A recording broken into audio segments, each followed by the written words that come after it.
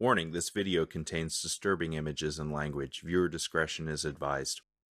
In the midst of killing Chris Coffey's 34 pythons that FWC considers prohibited species, FWC officers killed a pregnant female pet boa constrictor owned by Bill McAdam.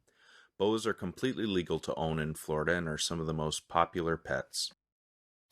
All right, who's next? I've done most of them. No, I got it. All right, you here? Unless you want to. Yeah. Zach? Chris? Oh, you need the keys for all this. You don't unlock all these? You got just undo all the locks. Doing your first report? Not yet, but I'm gonna have to. Yeah. We documented the time. The FWC officers were obviously not focused as they casually discussed who was going to kill the next snake. Hey, buddy.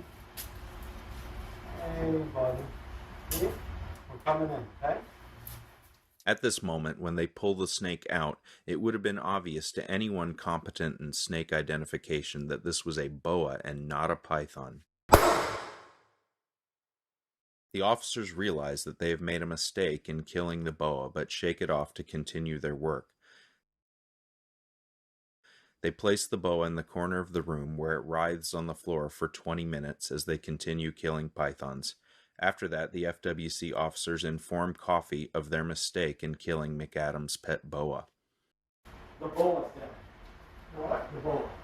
The pregnant boa. No! No! Oh my God, that guy's gonna fucking flip out. What's wrong with you guys? Yeah. You did. We're shaking just like we were. Is there a way to maybe save the babies? Oh no, dude. This guy's gonna go bananas. Oh my God. Why? It was a mistake. How? I reminded you 10 times. Fuck! Fuck! Oh my God, dude.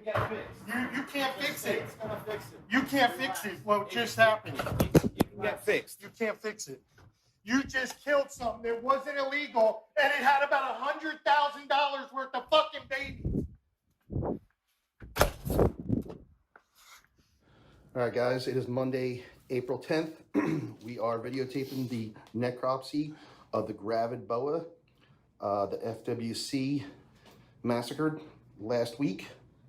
So we want to document everything. My name is Dr. Dale Porcher, and I agreed to do the necropsy on what appears to be an adult boa constrictor, grossly from the outside.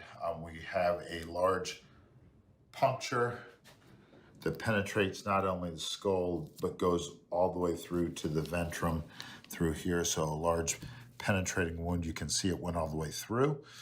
So that's more than likely cause of death, just looking at it. The body condition looks to be in pretty good condition, weight-wise. Now we're going to start and do the necropsy and look at everything on the inside. So we're just going to open it up.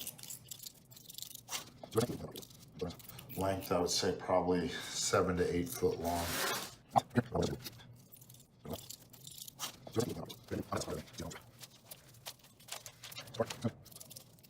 What morph is this? I believe it's a double het red dragon, which is a really, really nice super red albino or super red sunglow. Sunglow, a form of hypo. Hypo albino. So you can see we have a lot of fat in here, which means the snake was in good condition. So condition-wise, the snake was in good condition. Fat deposition is used for an energy source should there ever come a time where they can't find something to eat, which does not happen commonly in captivity, but happens quite frequently in the wild. So that's the way Mother Nature has figured out how to let them be able to live a long time without eating.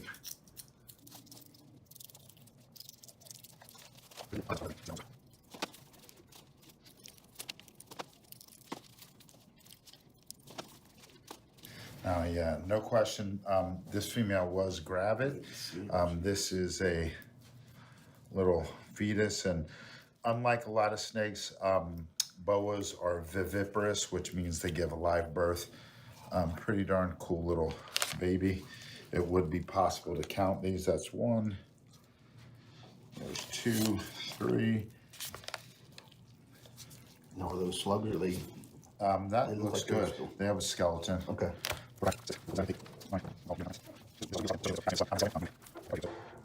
You know, my guess would probably be about a month to go. Yeah, you got quiet. This female was loaded. Loaded with babies. Quite a big girl, so she has quite a few babies in her. Yeah. I'm gonna guess, just, and obviously you can count them, probably in the neighborhood between 30 and 40. I think that's pretty accurate.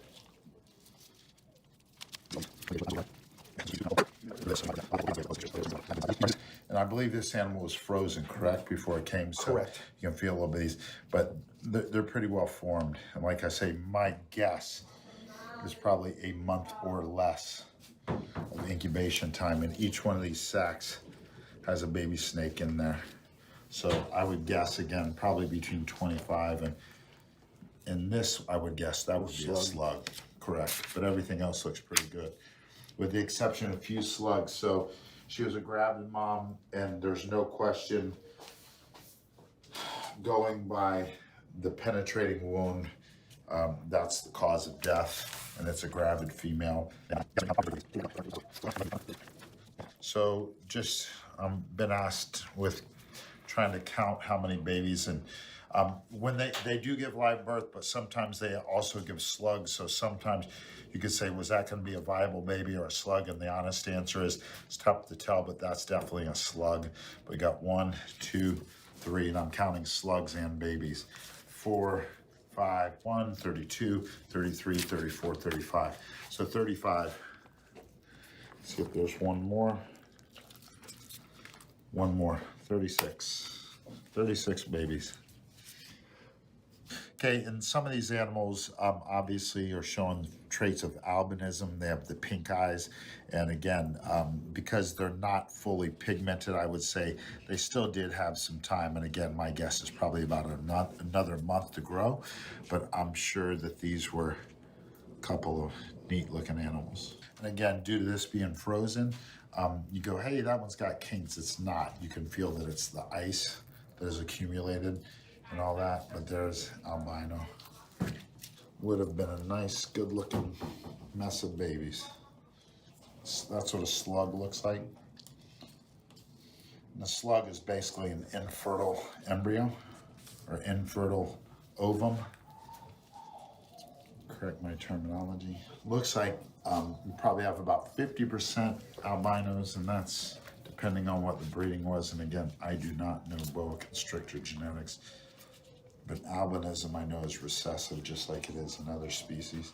That's about it. This big stack of albinos, this is a stack of patterned. 2 separate stacks, but you can see basically how many animals were lost in addition to the mom. The necropsy showed that the boa contained a large litter of 32 babies, which would have been born in about a month. Unlike most snakes, boas give birth to live young rather than lay eggs. This litter contained valuable color morphs known as red dragons and blood albinos. Aside from the monetary value of the animals, for Bill McAdam, the death of a cherished 10-year-old pet and its litter of babies is a traumatizing loss that will never be forgiven or forgotten. Please contact Governor DeSantis and tell him to hold FWC leadership accountable, and also to order an immediate end to the killing of captive animals by FWC.